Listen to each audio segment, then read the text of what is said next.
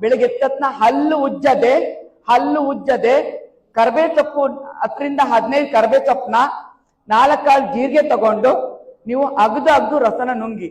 ಲಾಲ ರಸ ಅಂತ ಹೇಳಿ ತಲಾಯಿವ ಅಂತ ಹೇಳ್ತೀವಿ.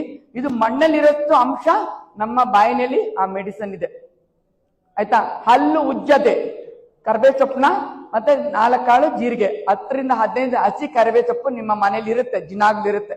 ಅದನ್ನ ತೊಳೆದು ನೀವು ಬಾಯಿಗೆ ಹಾಕೊಂಡು, ಕರಿಬೇ ಸೊಪ್ಪು 18 ನರ ಕಾಯಿಲೆ ಗುಣ ಮಾಡುತ್ತೆ. ಮನೇಲಿರೋರು ಎಲ್ಲಾರು ತಿನ್ಬಹುದು, ಮಕ್ಕಳಿಂದ ವಯಸ್ಸಿಂದ ಎಲ್ಲಾರು ತಗೋಬಹುದು. ಕಾರಣ ಏನಂತ ಹೇಳಿದ್ರೆ ಈ 18 ಕಾಯಿಲೆಗಳು ಏನಂದ್ರೆ ನರ ಕಾಯಿಲೆ ಅಂದ್ರೆ ಬೆನ್ನೆ ನೋವು, ತಲೆನೋವು, ಕೂದಲು ಉದುರ್ತಾ ಇದೆ, ಕಾಲು ನೋವು, ಕೋಪ, ರೋಷ, ತಾಳ್ಮೆ ಇಲ್ಲ, ನಿಮ್ಮ ಚರ್ಮನು ಒಣಗ್ತಾ ಇದೆ. ಸೊ ಇದನ್ನ ನೀವು ತಗೊಂಡಾಗ ಕಂಟಿನ್ಯೂಸ್ ನೀವು ತಗೊಳ್ಳಿ. ಪ್ರತಿದಿನ ನಿಮ್ಮ ಮನೇಲಿರೋ ಎಲ್ಲಾರ್ಗೂ ಹೇಳಿ, ತುಂಬಾ ಒಳ್ಳೆ ಮೆಡಿಸನ್ ಇದು. ಎಲ್ಲಿಂದ ನಮ್ಮ ಒಂದು ಭಾರತದಲ್ಲಿ ಆಗಿನ ಕಾಲದಲ್ಲಿರುವಂತ ನಮ್ಮ ಒಂದು ಪಂಡಿತರು ಇದನ್ನ ಪತ್ತೆ ಮಾಡಿ ಎಲ್ಲ ಮಾಡ್ತಿದ್ರು. ಇವತ್ತು ಅದನ್ನ ನಿಭಾಯಿಸುವಂತ ಸಮಯ ಬಂದಿದೆ. ಎಲ್ಲೂ ಹೊರಗಡೆ ಹೋಗೋದ್ ಬೇಕಾಗಿಲ್ಲ. ನೀವು ನಿಮ್ಮ ಮನೇಲಿರುವಂತ ಪದಾರ್ಥಗಳು ಅಂದ್ರೆ ಯಾವುದೇ ಒಂದು ವಸ್ತುನ ಅಡಿಗೆಯಲ್ಲಿ ಪದಾರ್ಥಗಳು ಯೂಸ್ ಮಾಡ್ತಿರೋಂಥ ನೀವು ತಿಂದ್ರೆ ಅದೇ ನಿಮಗೆ ನಿಜವಾಗ್ಲೂ ದೊಡ್ಡ ಸಪ್ಲಿಮೆಂಟ್.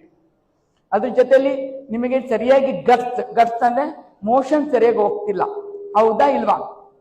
ಸರಿಯಾಗಿ ಮೋಷನ್ ಹೋಗ್ತಿಲ್ಲ, ಅಸಿಡಿಟಿ ಆಗಿರೋ ಕಾರಣಕ್ಕೆ ಮೋಷನ್ ಸರಿಯಾಗಿ ಹೋಗ್ತಿಲ್ಲ, ಯೂರಿನು ಸರಿಯಾಗಿ ಪಾಸ್ ಆಗ್ತಿಲ್ಲ, ಹೊಟ್ಟೆ ಕ್ಲೀನ್ ಆಗ್ತಿಲ್ಲ.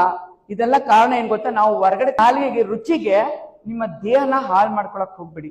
ನಿಮ್ಮ ದೇಹಕ್ಕೆ ಬೇಕಾಗಿರುವಂತದ್ದು ಏನೆಲ್ಲ ವಸ್ತು ಪದಾರ್ಥ ನನ್ನ ಮನೆಯಲ್ಲೇ ತರಕಾರಿಗಳಿದೆ, ಪ್ರತಿದಿನ ಸಾಧ್ಯ ಆದಷ್ಟು ಮೂಲಂಗಿ, ಕ್ಯಾರೆಟ್ ನಿಮ್ಮ ಜೋಬಲ್ಲಿ ಇಟ್ಕೊಳ್ಳಿ, ನಿಮ್ಮ ಬ್ಯಾಗ್ ಅಲ್ಲಿ ಟಿಫಿನ್ ಬ್ಯಾಗ್ಸ್ ಅಲ್ಲಿ ಇಟ್ಕೊಳ್ಳಿ.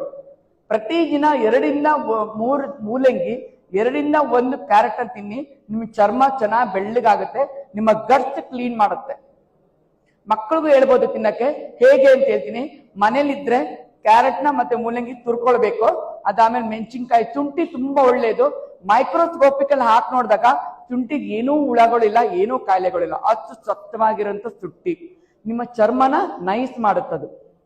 ಅರ್ಥ ಆಯ್ತಾ? ಕ್ಯಾರೆಟ್ ಬೆಳ್ಳಗ್ ಮಾಡುತ್ತೆ, ಮೂಲಂಗಿ ನಿಮ್ಮಲ್ಲಿ ಹೊಟ್ಟೆಲಿರುವಂತದೆಲ್ಲ ಕ್ಲೀನ್ ಮಾಡುತ್ತದು. ಅರ್ಥ ಆಗ್ತಿದೆಯಲ್ಲ? ಮೂಲಂಗಿ, ಕ್ಯಾರೆಟ್, ಕೊತ್ತಂಬರಿ ಸೊಪ್ಪು, 1 ಮೆಣಸಿನ್ಕಾಯಿ, ಶುಂಠಿ, ಮೊಸರು, ಮಜ್ಜಿಗೆ ಅಲ್ಲ ಮೊಸರು, ರುಚಿಗೆ ತಕ್ಕಾಗೆ ಉಪ್ಪು.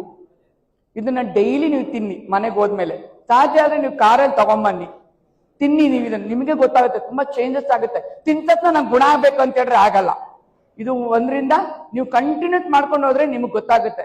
ನೀವು ಕೂದಲು ಉದುರ್ತಾ ಇದೆ, ಡೌನ್ ಆಗ್ತಾ ಇದ್ದೀರಾ, ಮಾನಸಿಕ ಒತ್ತಡ ಇದೆ.